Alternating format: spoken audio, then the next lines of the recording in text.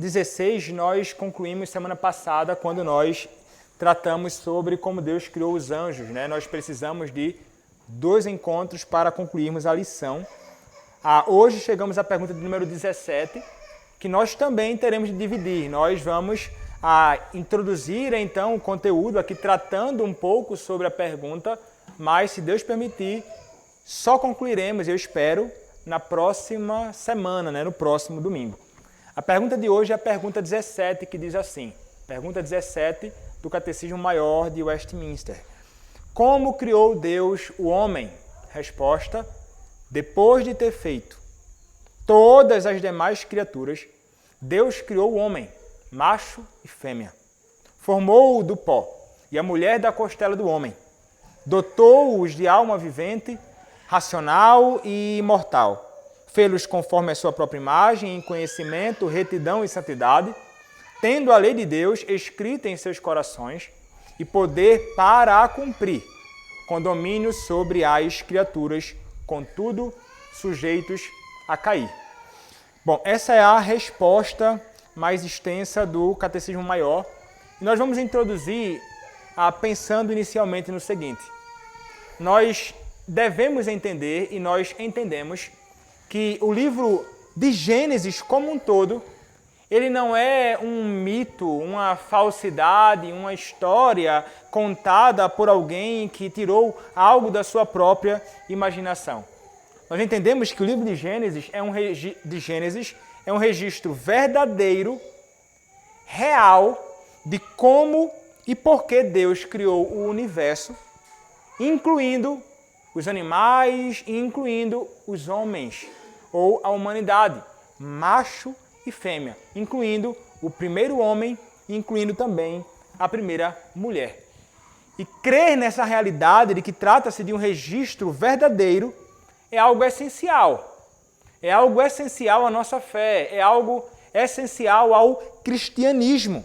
Acreditar que Gênesis é um registro de fato, de eventos que de fato aconteceram, como também que Adão e Eva foram realmente o primeiro casal humano de toda a história. Ainda que muitos tentem negar com várias ideias falsas essa realidade, nós ficamos com o testemunho de Deus, como revelado na sua própria palavra, a Escritura Sagrada. Nós não abrimos mão desse testemunho fiel do Senhor. E nós entendemos que cada pessoa da raça humana, cada casal posterior a Adão e Eva, descende deles, né? É deles, de Adão e Eva, que descende toda a raça humana, como a própria Escritura nos ensina. Se nós negássemos isso, se nós negarmos a integridade de Gênesis, se nós negarmos que trata-se de um livro real, verdadeiro, histórico, não somente Gênesis, mas toda a integridade da Escritura estaria em jogo e seria lançada ao chão. Por que razão? Porque livros do próprio Novo Testamento testemunham acerca da veracidade do livro de Gênesis e dos seus relatos. Se lançarmos longe ou desconsiderarmos, como os liberais fazem, que o livro de Gênesis é real e trata de um fato histórico inegociável, nós teremos então de lançar em descrédito também o Evangelho de Mateus, o livro de Romanos, 1 Timóteo e tantos outros registros da própria Escritura. Por quê? Porque a própria Escritura, no seu testemunho interno, testifica acerca da veracidade de Gênesis. Olhe, por exemplo, o que nos diz Mateus, capítulo 19, verso de número 4. Mateus, capítulo 19, verso 4. Então, respondeu ele: não tendes lido que o Criador, desde o princípio, os fez homem e mulher? Interessante que aqui, nessa ocasião da controvérsia sobre a questão do divórcio, Cristo, ele vai se utilizar da história real de Gênesis tratando e falando sobre o fato de que o Senhor, Deus, o Criador, desde o princípio, fez homem e mulher. Uma referência aqui a Adão e uma referência também à própria Eva. Então veja que ele está considerando como um livro de fato, um fato histórico. Mas não somente Cristo. O apóstolo Paulo segue o seu exemplo. Quando nós olhamos para o que diz Romanos, capítulo 5, a partir do verso 12, nós encontraremos ele falando sobre a Gênesis também, usando isso como pano de fundo, como base para aquilo que ele está escrevendo. Romanos, capítulo 5, a partir do verso 12, ele diz: portanto, assim como por um só homem entrou o pecado no mundo, e pelo pecado a morte, assim também a morte passou a todos os homens, porque todos pecaram. Então ele vai dizer assim como por um só homem. Ele está se referindo a quem, irmãos? A Adão. Assim como por um só homem entrou o pecado no mundo, pelo pecado a morte, assim também a morte passou a todos os homens, porque todos pecaram. Ele continua, porque até o regime da lei havia pecado no mundo, mas o pecado não é levado em conta quando não há lei. Entretanto, reinou a morte desde Adão até Moisés, mesmo sobre aqueles que não pecaram, à semelhança da transgressão de Adão, o qual prefigurava aquele que havia de vir. Cristo, que é o chamado segundo Adão. Então note que o apóstolo Paulo considera também Gênesis como um livro que não pode ser desconsiderado. Olhe também o que diz 1 Timóteo, capítulo 2, verso de número 13. Última referência sobre este ponto. 1 Timóteo, capítulo 2, verso de número 13. 1 Timóteo 2,13. Diz assim: porque primeiro foi formado Adão, depois Eva. Então note, a referência a Gênesis, os nomes deles são dados diretamente. Então perceba que a Escritura reforça essa realidade e nós não podemos nos unir àqueles que vão tentar negar esse registro bíblico que é fundamental para a nossa vida, para o cristianismo. Também é essencial, irmãos, nós crermos que Adão e Eva foram criados. E foram criados por Deus num estado maravilhoso. Não é? Eles foram criados num estado sem pecado. Moral, mental, físico, emocional, espiritual, sem qualquer tipo de corrupção. Foi assim que eles foram criados, sem mancha. Íntegros, perfeitos. O Senhor criou eles deste modo. E nós devemos considerar isso porque se não houve transição na história da inocência para a culpa, ou seja, se não houve uma transição do estado perfeito deles, sem pecado, para um estado de pecado, não pode jamais haver transição da história da culpa e da ira para a graça e perdão. Por que razão? Quando nós olhamos para a Escritura, nós encontramos o apóstolo Paulo, no texto que nós lemos, falando sobre a realidade da queda. Romanos capítulo 5, a partir do verso 12, até o versículo 21, vai falar que Adão, ele pecou contra o Senhor e todos nós pecamos juntamente com ele. Se nós desconsiderarmos o fato de que o homem foi criado num estado perfeito e então ele passou a um estado de culpa e agora então ele precisa da redenção para passar a um estado de graça e perdão, não somente Gênesis vai ser desconsiderado, mas também Romanos capítulo 5, 12 a 21 cai por terra como uma pura fantasia do apóstolo Paulo. Nós entendemos então que houve, sim, uma transição original, do estado original da inocência para a culpa. Se não houve uma transição original da inocência para a culpa, então devemos ter sido criados como somos agora. Fomos criados por Deus em pecado. Mas foi assim, irmãos? Fomos criados por Deus no estado de pecado e miséria. Isso faz parte da nossa própria natureza, do ato criador de Deus. Será que é isso? Deus nos criou com todas as nossas fraquezas, problemas, conflitos e com morte? Não. Se assim fosse, irmão, seria complicado demais, porque nossa situação seria irremediavelmente parte de nossa criação.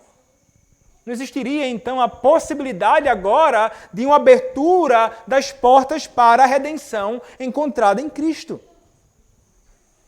Mas, se os eventos de Gênesis 1 a 3 não aconteceram realmente no espaço e no tempo, e se existe um Deus, Criador de todas as coisas, Ele só pode ser mau, por nos criar com necessidades e conflitos que Ele não tem a intenção de resolver. Mas é esse Deus, o Criador de todas as coisas? Era esta a nossa condição, sempre já criados numa condição miserável, irmãos? A realidade é que não. E uma vez que nós negamos isto e sustentamos o registro bíblico, nós chegamos à conclusão de que há esperança.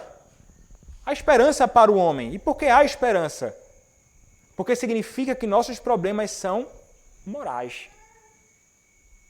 E o Senhor, então, é aquele que pode nos redimir desta condição.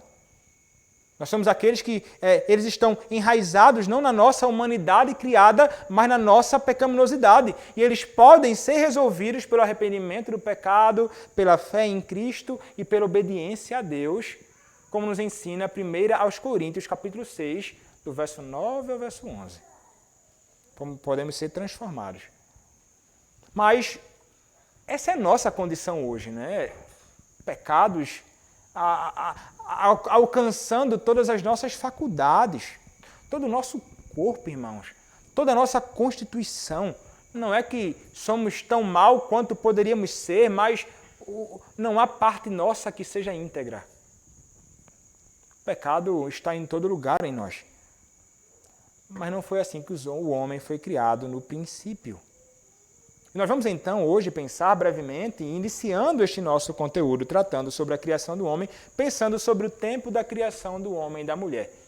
E o que nós devemos entender é que o primeiro homem e a primeira mulher foram, como nos ensina a Escritura, criados no 6º dia da semana da criação.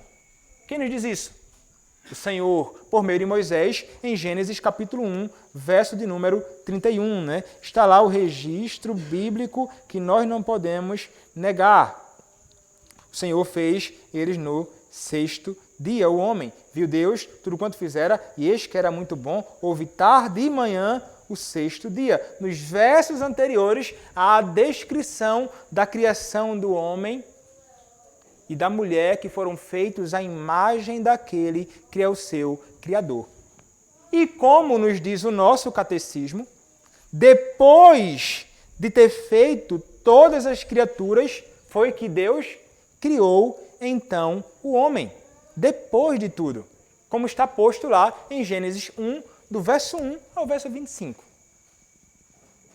Uma das leituras que fiz das Institutas, Calvino vai dizer assim: o Senhor, ele em sua graça para com o homem, ele não criou primeiramente o homem no estado desolado e inabitável.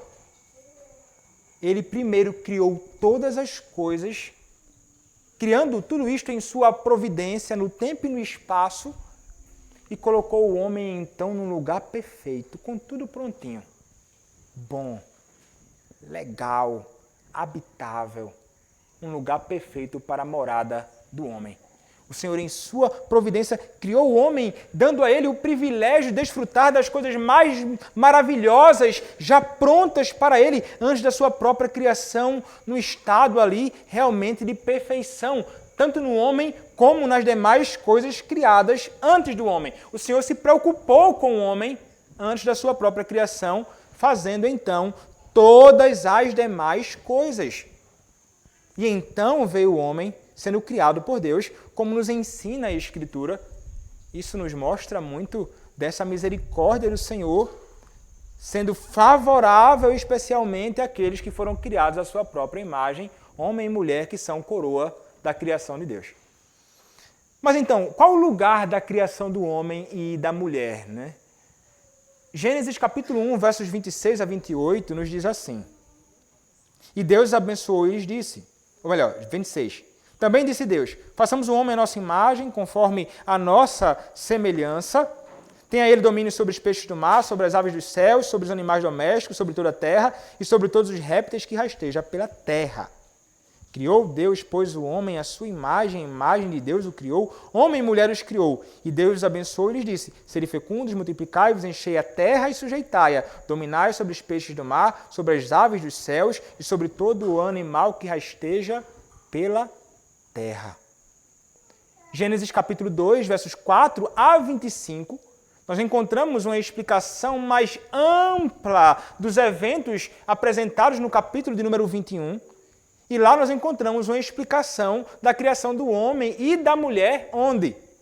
No Éden. Eles foram criados no Éden. Como a Escritura vai nos mostrar. Diz lá, no verso 4 do capítulo 2. Esta é a gênese dos céus e da terra quando foram criados, quando o Senhor Deus os criou. Não havia ainda nenhuma planta no campo e na terra, pois ainda nenhuma erva do campo havia brotado, porque o Senhor Deus não fizera chover sobre a terra e também não havia homem para lavrar o solo. Mas uma neblina subia da terra e regava toda a superfície do solo. Então formou o Senhor Deus ao homem do pó da terra e lhe soprou nas narinas o fôlego de vida, e o homem passou a ser alma vivente. E plantou o Senhor Deus um jardim no Éden, na direção do Oriente, e pôs nele o homem que havia formado. E então aí segue o registro bíblico. Esta terra, uma terra recém-criada por Deus, não é uma matéria eterna, como alguns vão imaginar, eterno somente Deus, o Deus que criou o mundo, estava repleta de quê? De todas as variedades de vegetação anual, perene, animais, pássaros, peixes, insetos.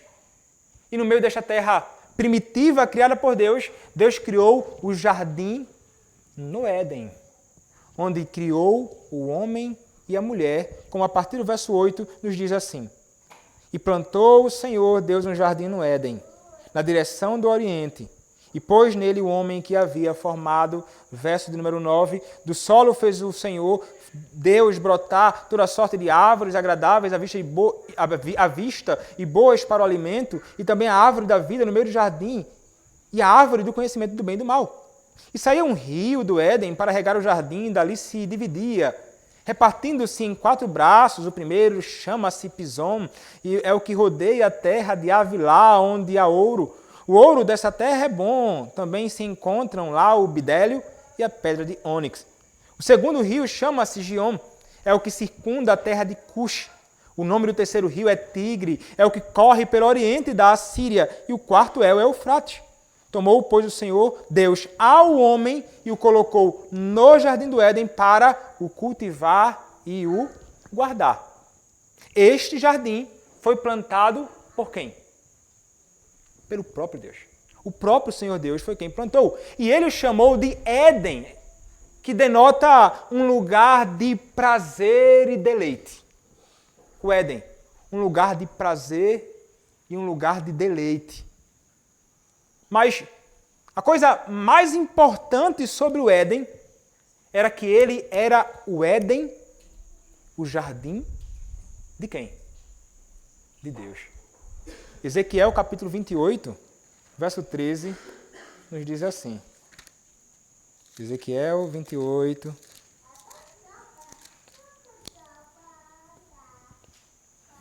verso 13.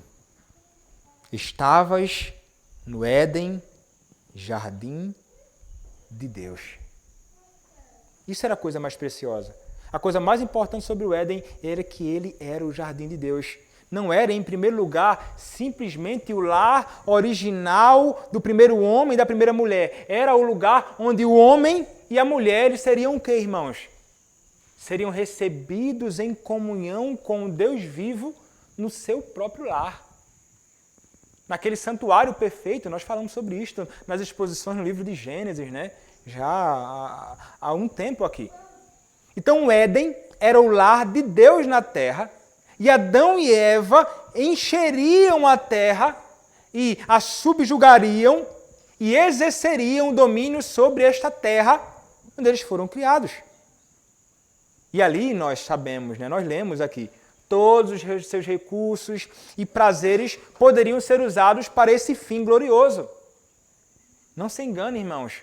O Éden era um lugar de recursos naturais abundantes, a Escritura nos mostra. Estava cheio de matérias-primas para Adão e Eva desenvolverem ali plenamente. Era um ambiente perfeitamente adequado para um homem e uma mulher plenamente maduros como eles foram criados. Para que eles pudessem então trabalhar com aquilo. Então, Eva e Adão, eles tinham a matéria-prima para construir uma cultura piedosa na terra sob a direção do próprio Deus. Eles tinham essa responsabilidade no cultivar e guardar o jardim. Bom, mas qual a natureza da criação do homem e da mulher? E a gente vai concluir nessa parte aqui. Veja, vamos concluir parte desta parte aqui, senão a gente vai estender demais. Veja, a criação de Adão e Eva foi um ato especial e singular, totalmente diferente da criação das demais coisas e das demais criaturas. E foi um ato especial do próprio Deus triuno.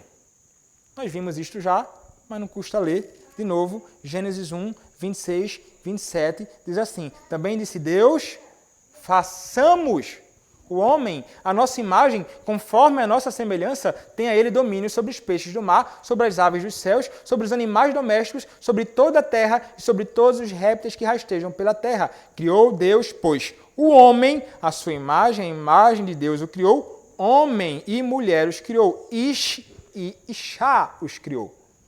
Está lá em hebraico muito claro a distinção homem e mulher, macho e fêmea. Mas foi um ato especial de Deus. Diz aí o texto, né? Façamos. Olha lá, capítulo 2, verso de número 7. Então formou o Senhor Deus ao homem do pó da terra e lhe soprou nas narinas o fôlego da vida, e o homem passou a ser alma vivente. Capítulo 2, versos 21 a 22. Olha lá, diz assim: então o Senhor Deus fez cair pesado sono sobre o homem, e este adormeceu, tomou uma das suas costelas e fechou o lugar com carne.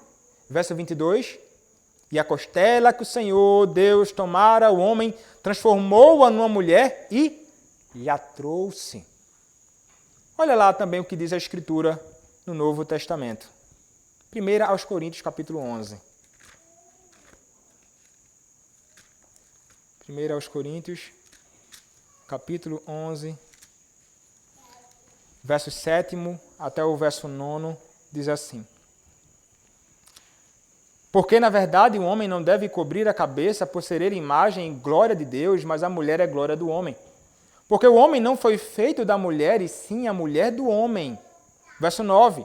Porque também o homem não foi criado por causa da mulher, e sim a mulher por causa do homem. Agora olha o verso 12. Porque, como provém a mulher do homem, assim também o homem é nascido da mulher, e tudo vem de Deus. Tudo vem de Deus. Então, foi o próprio Senhor Deus que criou. Mas nós notamos uma linguagem interessante em Gênesis capítulo 1, verso 26. O que é que nós encontramos lá? Logo no início. Façamos o homem à nossa imagem. Alguns, numa interpretação equivocada, não é a interpretação comum no meio reformado, vão imaginar que Deus se dirigindo aos anjos dizendo: façamos o homem à nossa própria imagem. Mas a compreensão mais adequada que nós entendemos é que aqui nós temos o próprio Deus triuno falando. Façamos o homem à nossa imagem. A ideia é que a Trindade aconselhou-se mutuamente, Deus o Pai, o Filho e o Espírito Santo, sobre a criação do homem e da mulher à sua própria imagem. Essa é a compreensão mais encontrada no nosso meio reformado, e foi um ato direto do próprio Senhor. Em vez de ele simplesmente ordenar a terra que gerasse o homem, ele não fez isso. Nós encontramos o próprio Deus imediatamente gerando o homem. Foi um ato muito pessoal do Senhor na criação deles, a ponto do Senhor Deus, nos diz a Escritura, Deus soprou em suas narinas o fôlego de vida. Quem foi criado semelhantemente assim? Ninguém, né? As demais criaturas foram criadas à sua própria imagem, mas criadas à imagem do Senhor, dando um valor incomparável ao homem quando comparado às demais criaturas de Deus. Aqui só um parêntese, né? Impressionante como em nossa sociedade os homens invertem essa realidade. O homem foi criado à imagem de Deus. Homem e mulher. Iguais diante do Senhor no que diz respeito à sua essência. Mas a humanidade, em sua pecaminosidade e perversidade, o que é que fazem, né? A gente vê aqueles envolvidos com as causas dos animais, por exemplo.